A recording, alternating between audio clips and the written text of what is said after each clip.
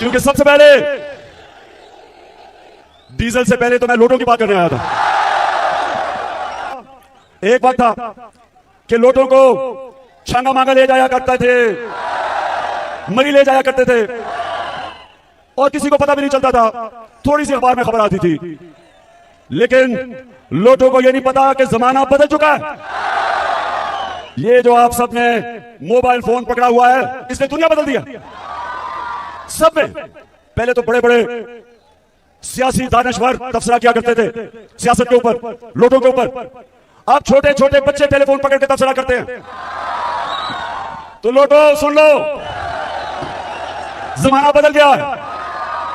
तुम जिधर पब्लिक के अंदर जाओगे 3 आवाजें सुनो। सबसे पहला लोटा, दूसरा नारा चोर और तीसरा नारा गद्दार।